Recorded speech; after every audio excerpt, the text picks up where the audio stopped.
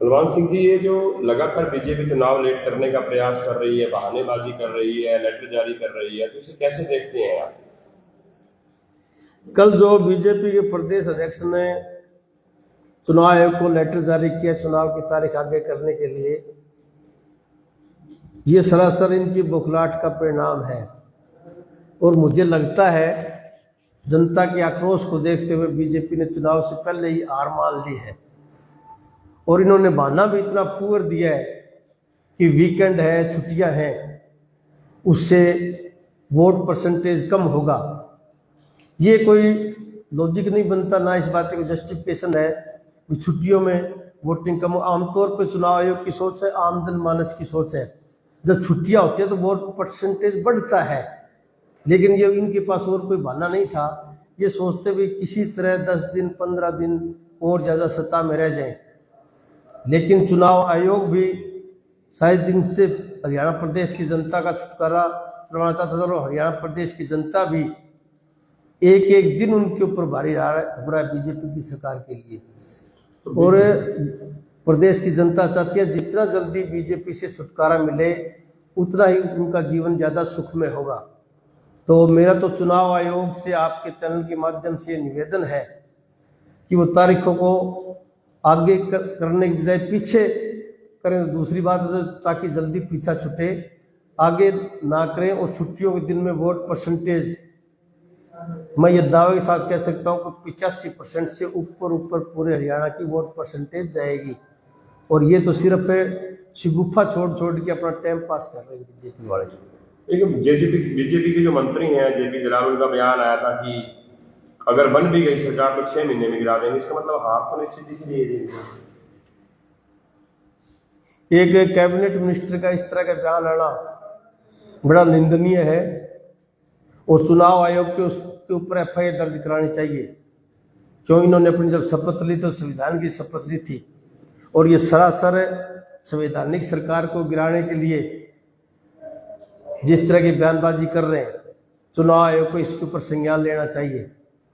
और उनका ये बौखलाहट का परिणाम तो है ही, क्योंकि उनको पता है कि सरकार तो हमारी आनी नहीं, इसलिए जनता को गुमराह करने का प्रयास कर रहे हैं कि सरकार आप किसी की बना दो, हमारे दिल्ली वाले 6 महीने से पहले चलने नहीं देंगे। लेकिन चुनाव आयोग अगर कहीं निष्पक्ष है तो तुरंत इनके कैबिनेट मंत्री जेपी दलाल के खिलाफ FIR दर्ज होनी चाहिए। इन्होंने अपनी शपथ का उल्लंघन किया है, संविधान का अपमान किया है। एक पेंशन नीति भी लागू की गई है, लीगल कर्मचारियों को लेकर एक लॉलीपॉप दिया गया, उसे कैसे देखते हैं? कर्मचारी पिछले कई सालों से धरनारत रहे थे। उन्होंने हर एक प्लेटफॉर्म पे अपनी OPS स्कीम के लिए आवाज उठाई थी, और कांग्रेस पार्टी ने इनकी OPS स्कीम का समर्थन भी किया था। राजस्थान में OPS स्कीम लागू की, हिमाचल में OPS स्कीम लागू की। और कांग्रेस पार्टी सोचती है कि कर्मचारी को OPS का लाभ मिलना चाहिए, ताकि कोई भी कर्मचारी अपने रिटायरमेंट के बाद में अपने जीवन को सिक्योर समझ सके। और उन्होंने जब ये नारा दिया कि वोट फॉर OPS, तो भाजपा सरकार की पिंडिया कांपने लगी। और उन्होंने आनंद फानन में कल 2 स्कीमें संशोधित करने का प्रयास किया कि OPS की जगह हम UPS दे सकते हैं, GPS दे सकते हैं। लेकिन ये स्कीमें भी कहीं ना कहीं शिगुफा छोड़ने का काम कर रही है, कर्मचारियों को बहकाने का, भ्रम फैलाने का काम कर रही है। अगर ये कह रहे हैं कि UPS स्कीम के अंदर ये कह रहे हैं जिस व्यक्ति ने 25 साल नौकरी कर ली उसको हमें GPF स्कीम के तहत गारंटीड पेंशन देंगे, लेकिन हरियाणा के अंदर 42 साल है नौकरी का फार्म भरने का लिया। अब आप सपोज करो जो बच्चा 42 साल की उम्र में नौकरी लगेगा और 58 साल की उम्र में सिर्फ उसकी 14 साल की नौकरी होगी, तो उसको इसका लाभ नहीं मिलेगा। दूसरा ये कह रहे हैं कि जो कर्मचारियों की जो पेंशन से हम काटते हैं 14%, 18% काटते हैं, ये पैसा बाजार में जाएगा, उससे विकास होगा। लेकिन जो कर्मचारियों का पैसा जो ये काटेंगे वो बाजार में नहीं जाएगा, वो इनके पूंजीपतियों के खाते में जाएगा, उनके माध्यम से कहीं ना कहीं बाजार के अंदर निवेश कराएंगे। तो ये सरासर कर्मचारियों के पैसे से अपने पूंजीपतियों को लाभ देना चाहते हैं। मेरा आपके चैनल के माध्यम से सभी कर्मचारी साथियों से निवेदन है कि कांग्रेस पार्टी OPS स्कीम के तहत आपके प्रति वचनबद्ध है। आप इनके किसी भी बहकावे में नहीं आए। और जो आपका नारा है वोट फॉर ओपीएस, इसको ज़्यादा से ज़्यादा इसका प्रचार प्रसार करें ताकि इन लोगों को कर्मचारियों की ताकत का एहसास हो और आने वाले दिनों में किसी भी वर्ग पे, चाहे वो कर्मचारी हो, चाहे किसान हो, चाहे व्यापारी हो, चाहे दुकानदार हो, चाहे सरपंच हो, या कोई एएनएम के कर्मचारी हो, या कोई दूसरे कर्मचारी हो, उन किसी को भी प्रताड़ित करने का काम ना करें। टिकट आवंटन को लेकर कितने आश्वस्त हैं जी आप कांग्रेस की टिकट को लेकर? टिकट आवंटन में हमारी पार्टी ने स्पष्ट और सीधे शब्दों में कहा है कि सर्वे के आधार पर टिकट का फैसला किया जाएगा, और उसके लिए पहले हमारे स्टेट बॉडी के जो मार्गरेटर साहिबान हैं उनकी मीटिंग होगी, वो पैनल बढ़ेगा, फिर कांग्रेस पार्टी की संसदीय बोर्ड में लिस्ट जाएगी, वहाँ पे अंतिम मोहर लगेगी, और जब सर्वे को आधार मान के टिकट दी जाएगी तो मेरे को नहीं लगता कि किसी भी साथी को कोई गिला शिकवा रहेगा, क्योंकि सर्वे आम जनमानस की भावना के अनुरूप जाएगा।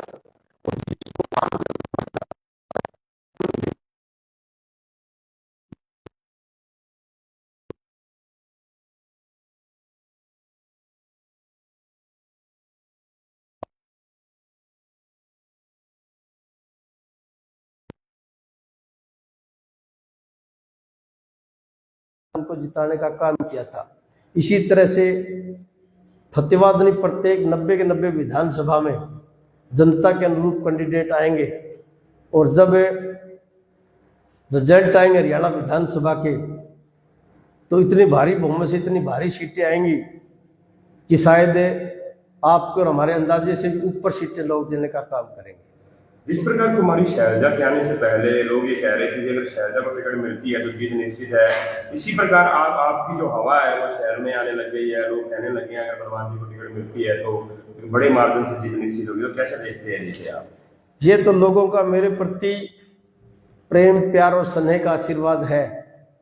लोगों ने मेरे टेन्योर का कार्यकाल देखा है, लोगों ने मेरी कार्य प्रणाली देखी है, लोगों ने मेरा सामाजिक जीवन देखा है, लोगों ने मेरा चाल चरित्र चेहरा सब कुछ देख के जो आम जनमानस होता है वो फिर उसी के ऊपर मोहर लगाता है, और जिस तरह से आम जनमानस ने मेरी कार्य प्रणाली की मोहर लगा रखी है, मैं तो आम जनमानस का बहुत बहुत आभारी हूँ, उनका ऋणी हूँ कि वो मेरी कार्य प्रणाली को पसंद कर रहे हैं। और मैं तो ईश्वर अल्लाह वाहिगुरु गॉड से कामना करता हूँ कि भगवान मुझे सद्बुद्धि दे और इसी तरह से मेरी कार्य प्रणाली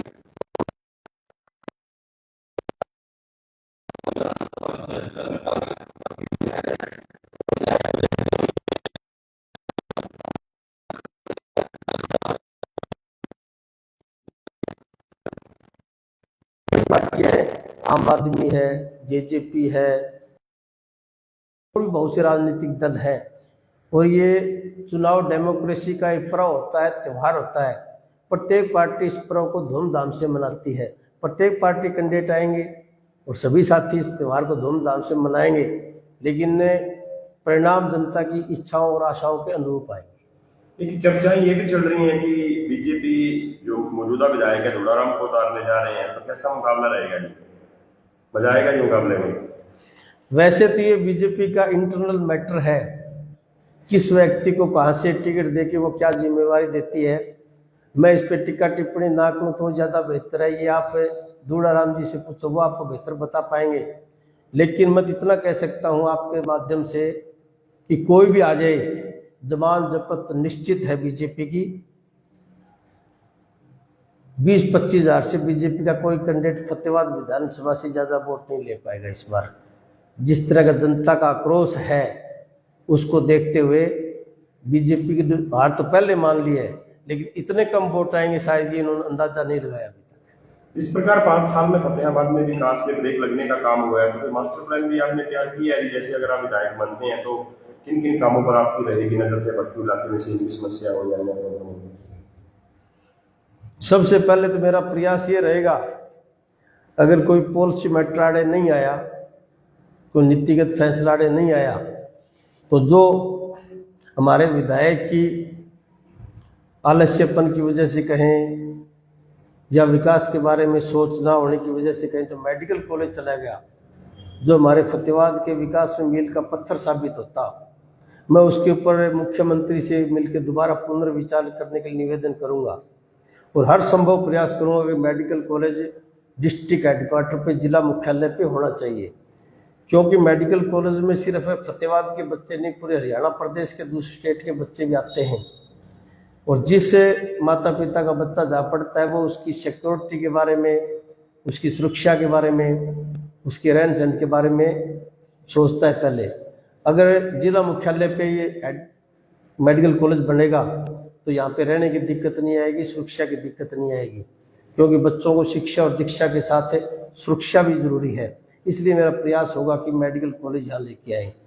दूसरा, भट्टू में सेम की बड़ी भारी समस्या है, तो मेरा प्रयास रहेगा कि जो हमारा खरीफ चैनल है रंगोई नाला, उसकी वजह से भट्टू के 28-30 गांव ज़्यादा प्रभावित हुए हैं और उसको अगर हमने कोई समाधान नहीं किया तो हो सकता है 10-15 सालों में वो 28-30 गांव पलायन करने पे मजबूर हो जाएं।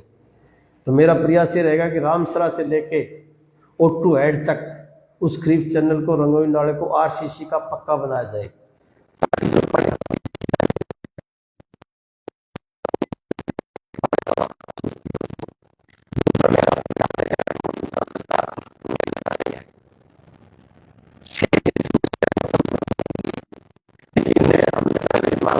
इसके अंदर बहुत सी कमियां और खामियां हैं, उस कमियों खामियों को हम दूर करेंगे। ट्यूबवेल अब ये सौर ऊर्जा से लगा रहे हैं, हम प्रयास करेंगे वहाँ पे 24 घंटा बिजली कनेक्शन होना चाहिए और वहाँ पे डी ग्रुप से एक युवा साथी की नौकरी होनी चाहिए। क्योंकि जिस किसान के खेत में ट्यूबवेल लगता है, हम सोचते हैं वो किसान इसको 24 घंटे चलाएगा, तो किसान किसानी के साथ साथ सामाजिक आदमी भी होता है, उसको अपने भी काम होते हैं, वो शायद 24 घंटे उसको ना चला पाए। अगर हम डी ग्रुप से किसी साथी के वहाँ पे ड्यूटी लगेगी तो उसकी फिर कर्तव्य होगा वो 24 घंटे उनको चलाएगा। अगर वो ट्यूबवेल 24 घंटे चलेंगे तो कहीं ना कहीं सेम की समस्या से भी छुटकारा मिलेगा। और दूसरी समस्या, आधा हल्का हमारा बाढ़ की चपेट में आ जाता है। जो पीछे से चांदपुरा हेड उनसे जो पानी आता है वो पानी हमें ज़्यादा प्रभावित करता है, लेकिन जो रतिया से हमारा रंगोई नाला निकलता है वो अब 700 क्यूसिक का है और वो कच्चा है, चाहे उसकी दीवारें लगाओ चाहे बेड लगाओ, और वो भी आगे जाके ओट्टू हेड में जाता है। तो उसके लिए मेरा प्रयास रहेगा 700 के बजाय उसको 1500 क्यूसिक की उसकी कैपेसिटी की जाए और उसकी दीवारें ब्रिक वर्क से पक्की की जाएं और बेड उसका कच्चा रखा जाए ताकि पानी रिचार्ज में दिक्कत ना हो। यहाँ पे हमारे पानी रिचार्ज की दिक्कत है, सवे बहुत नीचे चले गए ट्यूबवेल के, तो हम 1-1.5 किलोमीटर पे, आधा किलोमीटर पे हम उसे रंगोई नाले में बोर भी कराने काम करेंगे ताकि पानी रिचार्ज भी होता रहे। और भी बहुत सी समस्या है हमारे फतेहाबाद में। अगर 10 उंगल बारिश एकदम आ जाए तो सारा शहर जलमग्न हो जाता है। फतेहाबाद के लिए कोई स्पेशल मास्टर प्लान बनाएंगे, सीवरेज व्यवस्था दुरुस्त करेंगे ताकि बरसात होने के आध पौन घंटा के अंदर पानी सारा का सारा निकल जाए, ताकि आमदन मानस को, हमारे दुकानदार को कोई भी दिक्कत ना आए। और उसके साथ साथ हम ये भी प्रयास करेंगे, आज हमारा छोटा व्यापारी, आज हमारा दुकानदार 90% वेंटिलेटर पे है। जब भी ये सरकार आई है उनका व्यापार बढ़ने की बजाय घटा है और नोटबंदी ने तो छोटे व्यापारियों को मार के रख दिया है। तो व्यापारियों से हम सुझाव लेंगे भी आपके व्यापार को खुशहाल बनाने के लिए आप किस तरह से आपका व्यापार बढ़ सके, आप हमें सुझाव दो और व्यापारियों के अनुरूप हम वो काम करने का प्रयास करेंगे जिससे हमारे दुकानदारों की हर रोज की सेल बढ़े, व्यापार उनका अच्छा चले। मेडिकल कॉलेज की जैसे आपने भी बात कही और शहरवासी भी ये मान रहे हैं कि चाहे कोई भी नीति आगे आए तो आप ये इस बात को लेकर थोड़ा सा कीजिए कि मेडिकल कॉलेज को लेकर अगर कोई नई नीति भी बनानी पड़ती है तो आप प्रेशर देकर इसको लेकर फतेहाबाद में करवा सकते हैं। मेरी बड़ी हार्दिक इच्छा है कि मेडिकल कॉलेज यहाँ पे आना चाहिए। ये पॉलिसी मैटर है, वो डिस्कस ऊपर होगी, बात कहाँ तक आगे चल चुकी है, लेकिन मेरे को नहीं लगता कि इन्होंने शिवाय घोषणा के कुछ किया होगा। जिस तरह से हम बीजेपी की कार्यप्रणाली को देखते हैं, अगर पॉलिसी मैटर के अंदर भी कोई चेंजिंग करनी पड़ी तो मैं कोई और कसर नहीं छोड़ दूंगा। ज़्यादा कहने की जरूरत है कोई, मैं मेरी तरफ से मेरी हार्दिक इच्छा, मेरा ड्रीम स्वप्न है कि मेडिकल कॉलेज फतेहाबाद के अंदर आए, क्योंकि आज फतेहाबाद के अंदर ना तो कोई उद्योग है, ना मेडिकल कॉलेज आएगा तो हमारे जो दुकानदार भाई हैं, जो छोटे व्यापारी हैं, उनका व्यापार भी बढ़ेगा। कोई साथी यहाँ पे पीजी खोलेगा तो बच्चों के लिए पीजी में रहने की सुविधा होगी, और भी दूसरी बहुत सी सुविधाएं मेडिकल कॉलेज के साथ साथ यहाँ पे आएंगी, तो हमारे फतेहाबाद शहर का उसके अंदर विकास होगा।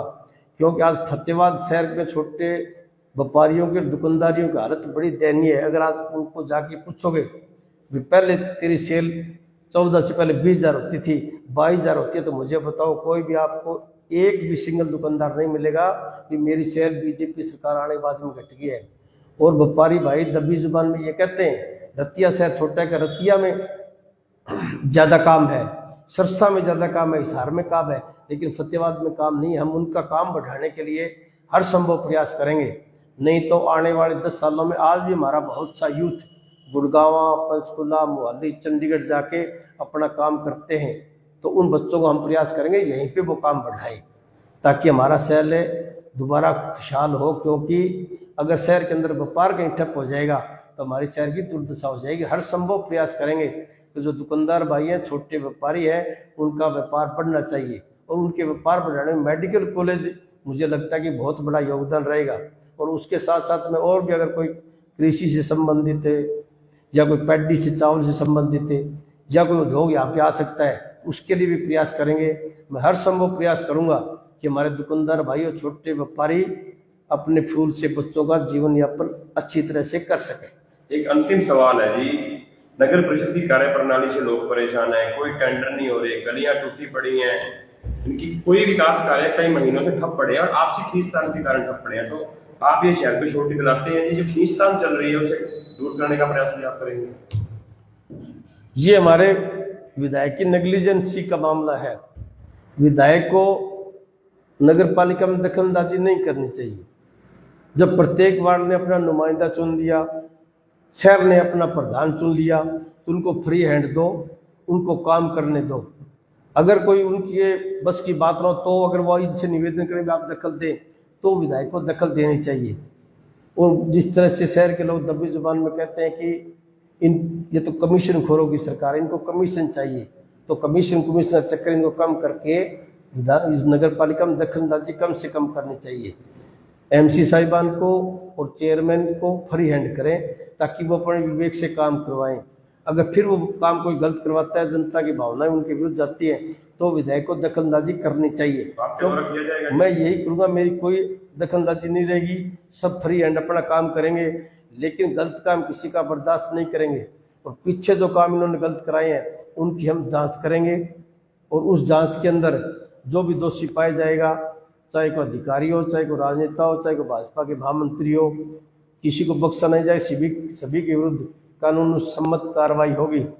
आज ये भाजपा के नेता और महामंत्री सोचते हैं हमारे तो कहीं साइन होते नहीं, हमारा कुछ बिगड़ नहीं सकता, लेकिन मैं उनको भी आपके माध्यम से बताना चाहता हूँ, जब हम जांच कराएंगे और अधिकारियों की जो विजिलेंस टीम गर्दन दबाएगी तो तोते की तरह बोलेंगे, वो तोते की तरह बोलेंगे तो इनका भी नाम आएगा। ये ज़्यादा दखलंदाजी वहाँ पे ना करें।